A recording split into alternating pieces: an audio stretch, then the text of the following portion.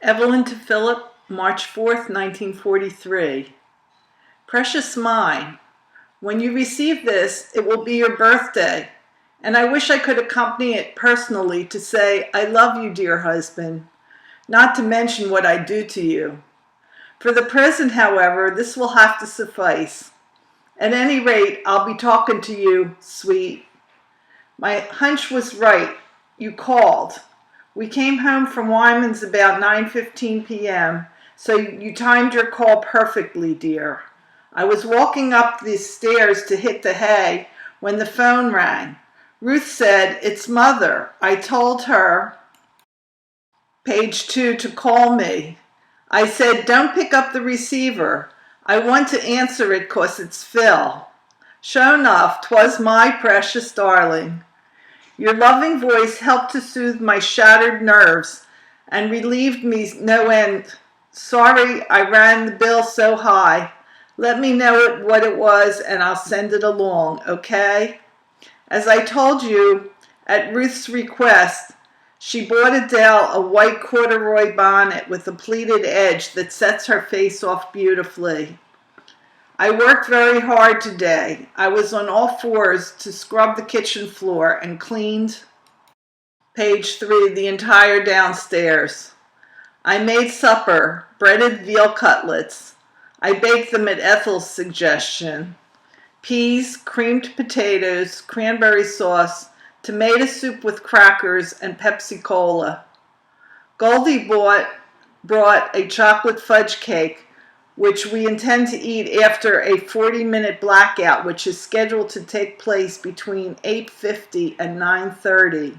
Wish you were here. Got your Tuesday letter this afternoon, and I sincerely hope Adele's little brother is not the cause of my ailings. Page 4. Much to your regret, I hope.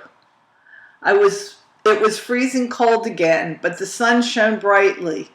Jack finally framed his picture in a natural colored frame.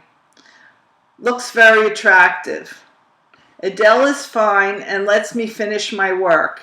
She laughs and smiles and coos every time she's taken into the kitchen to see the shades.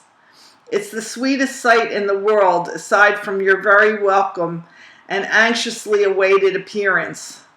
God bless you, beloved husband and daddy, on your 28th birthday, and may we again be together on the 29th. Your Evie. Philip to Evelyn, Thursday, March 4th, 4:30 p.m. Darling, got off a little earlier tonight because of a dental inspection, and I'm taking advantage of the break by dropping you this quickie. The weather is fine but bitter cold. Your Tuesday letter explained all I wanted to know about Tante Shuja's sudden passing. It's a pity Ben couldn't get home for the funeral, but in a way I guess he's fortunate, as I am, that our last impression is of the living Tante Shuj. To us she will be forever as one who has gone on an endless journey. We will not feel her dead, not having seen her that way. Do you understand what I mean, Chippy? And now that we have lost our beloved Tante, let us say no more about her. She is where, page 2, she wanted to be for the past few years.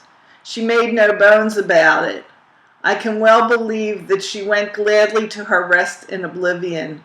May her kind soul rest forever in peace. I hope Mom behaves herself through all this. I can't help worrying about her at times like these. She has little or no emotional control. You were absolutely right, as always, in not permitting her to go to the house on Monday, and she knows as well as you that I would never have permitted it. I can never thank you enough, baby, for the masterful way you comported yourself in a trying situation.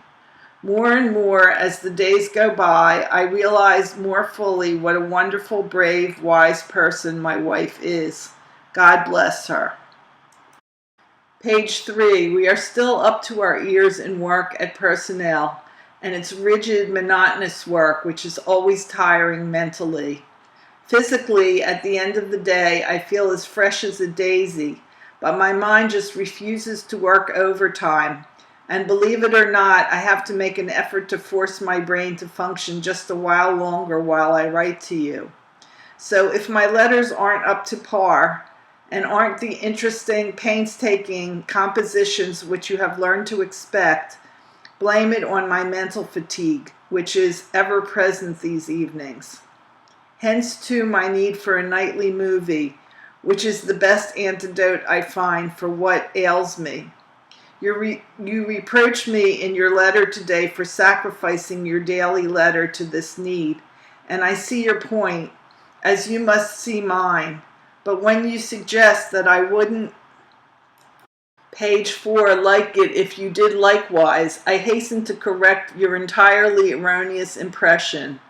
First, you cannot compare your schedule with mine for the simple reason that you don't have to do anything you don't want to do.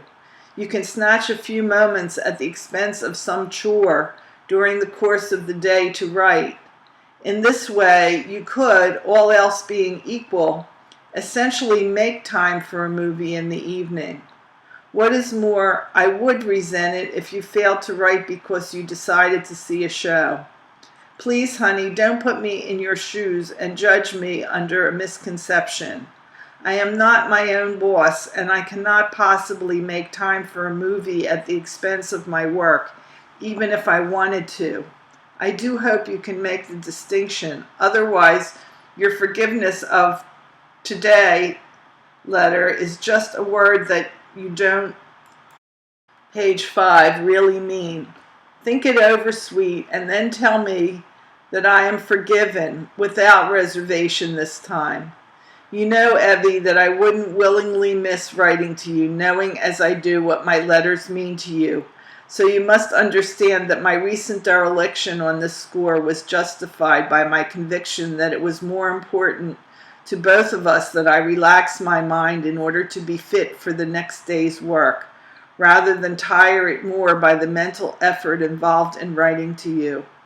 This wouldn't have happened had I not worked the letter out of the day's time.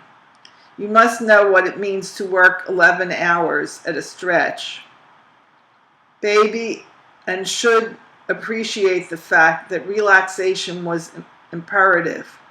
Fortunately, we work overtime only occasionally, so I don't expect it. Page 6 will happen often. But if and when it ever does, I want you to understand. I realize I'm taking up a lot of space and time on the subject, which you may deem not warranting it, but anything that causes any bad feeling whatever between us, darling, immediately takes on great proportions, for the simple reason that the most important job I'll ever have in my life is keeping you happy.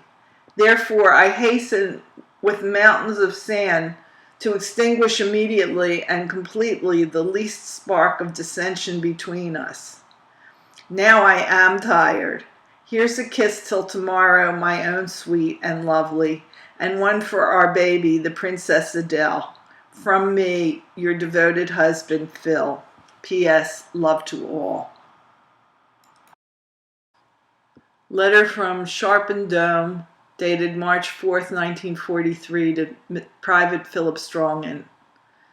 Dear Mr. Strongen, enclosed is your National Service Life Insurance check for February. You already know that Sharpened Dome won the Army-Navy E Award for Excellence in Production. We hope that you feel as good about it as we do, and we, on the home front, shall continue to do our best in backing you up. Please keep Sharpened Dome in mind when you have a change in address, for we want your checks and extracts to reach you promptly.